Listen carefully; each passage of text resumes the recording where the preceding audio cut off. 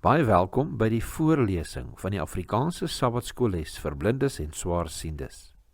Hierdie lesse word voorsien deur die Wêreldkonferensie van die Sewende Dag Adventiste Kerk. Die voorlesing van die les word aan u gebring deur SSL in samewerking met Adventiste Wêreldradio Afrikaans en word voorgeles deur Marlena Nel.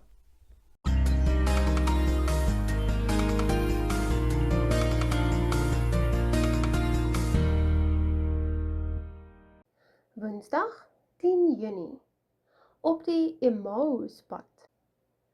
Vir die twee disippels was die afgelope 2 weke 'n emosiebelaaide tyd. Party van die gebeure en gesprekke maal steeds in hul gedagtes rond. Hulle dink aan Jesus wat die stad Jerusalem triomfantlik binnery en hoe hy die geldwisselaars uitgooi en so die gewydheid van die tempel herstel. Hulle dink ook aan die Paasmaal in die bovertrek, aan Jesus wat benoud in Getsemane bid, aan Judas se nare verraad, aan Jesus wat voor die hof gedaag word, hoe hy bespot en gegeesel word, aan Jesus se verwonde liggaam daar aan die kruis, aan die laaste woorde voordat hy asem uitgeblaas en die namiddag in duisternis gehul word. Hulle dink aan die tempelgordyn wat met 'n vreeslike slag in twee skeur, aan die oop grafte waar hy die regverdiges ontwaak, aan Jesus se liggaam wat sagkens van die kruis afgehaal word en voor die Sabbat in die graftombe gelê word.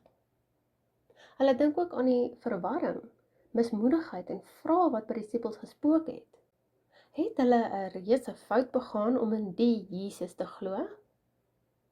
Jesus se volgelinge was teleurgesteld, ontmoedig en verward. Dit was die grootste terugslag wat hulle al ooit beleef het. Wat hulle nie kon raak sien nie was dat dit bloot 'n enkele gebeurtenis in die grootste verhaal in die gaanse kosmos was. Onderweg na Emmaus verskyn Jesus aan die twee mans. Hy loop en praat met hulle. Lees die gesprek in Lukas 24 vers 13 tot 17 en bepeins die twee uiteenlopende perspektiewe. Die van Jesus en die van sy twee volgelinge, die sogenaamde Emmausgangers. Ons lees Lukas 24 vers 13 tot 27. En twee van hulle was dieselfde dag op pad na 'n dorp wat 8 myl van Jerusalem af was, met die naam van Emmaus.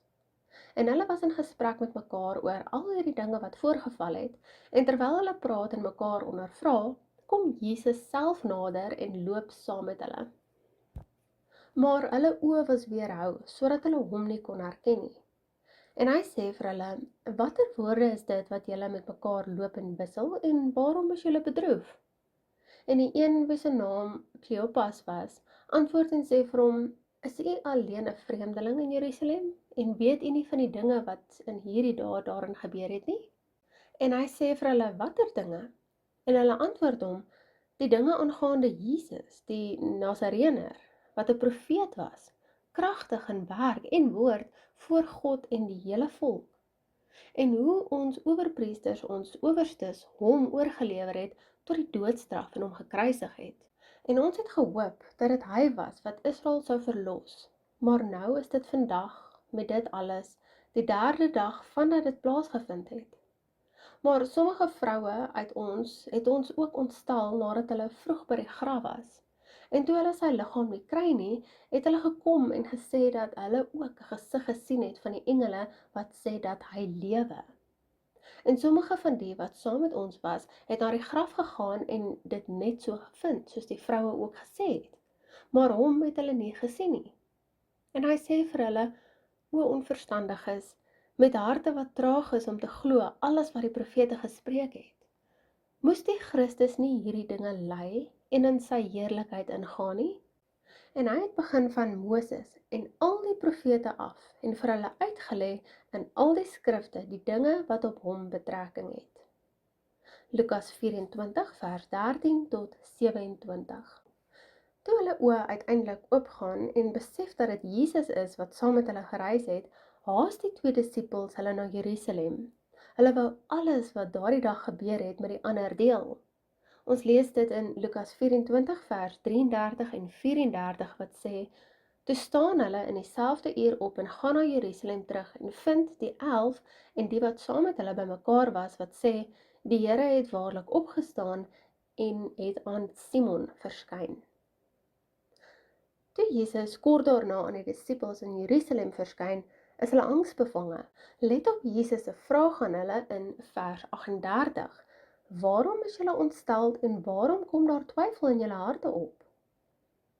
Hierdie vraag stel Jesus ook aan die moderne gelowige.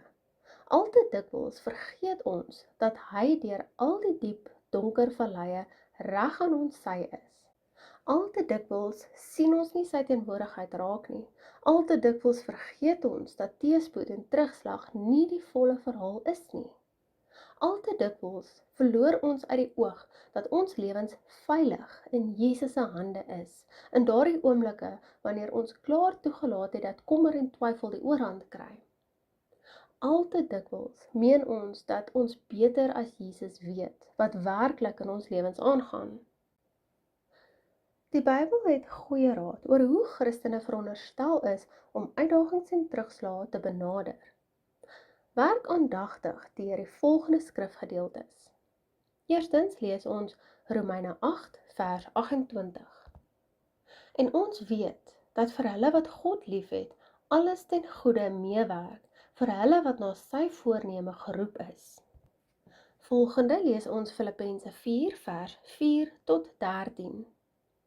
Verbly julle altyd in die Here. Ek herhaal, verbly julle. Laat julle vriendelikheid aan alle mense bekend word. Die Here is naby. Wees oor niks besorg nie, maar laat julle begeertes in alles deur gebed en smeking met danksegging bekend word by God. En die vrede van God, wat alle verstand te bowe gaan, sal julle harte en julle sinne bewaar in Christus Jesus. Verder, broeders, alles wat waar is, alles wat eerbaar is, alles wat regverdig is, alles wat rein is, alles wat lieflik is, alles wat loflik is, watter deeg en watter lof daar ook mag wees, bedink dit. En wat julle geleer en ontvang en gehoor en in my gesien het, doen dit. En die God van vrede sal met julle wees. Ek het my grootliks verbly in die Here, dat julle nou eintlik weer opgeleef het om aan my belange te dink, waaraan julle ook gedink het, maar julle het die geleentheid nie gehad nie. Nie dat ek dit uit gebrek sê nie, want ek het geleer om vergenoeg te wees met die omstandighede waarin ek is. Ek weet om verneder te word, ek weet ook hoe om oorvloed te hê. In elke opsig en in alle dinge is ek onderrig, om versadig te word sowel as om honger te ly, om oorvloed te hê sowel as om gebrek te ly. Ek is tot alles in staat deur Christus wat my krag gee. Volgende lees ons Jakobus 1 vers 2 tot 4 sowel as vers 12. Ag, dit louter vreugde, my broeders, wanneer julle in allerlei versoekinge val, omdat julle weet dat die beproewing van julle geloof lydsaamheid bewerk, maar die lydsaamheid moet tot volle verwerkliking kom, sodat julle volmaak en sonder gebrek kan wees en in niks kort kom nie. Salig is die man wat versoeking dra, want as hy die toets deurstaan het, sal hy die kroon van die lewe ontvang wat die Here beloof het aan die wat hom liefhet. Volgende lees ons 2 Korintiërs 12 vers 9 en 10. En hy het vir my gesê, my genade is vir jou genoeg, want my krag word in swakheid volbring. Baie liewer sal ek dus in my swakhede roem, sodat die krag van Christus in my kan woon. Daarom het ek behae in swakhede, in mishandelinge, in node, in vervolgelinge, in benoudhede, om Christus wil, want as ek swak is, dan is ek sterk. 2 Korintiërs 12 vers 9 en 10. Doen die volgende as deel van jou Bybelstudie. Identifiseer 3 sleutelboodskappe wat jy kan deel met iemand wat tans terugslae beleef.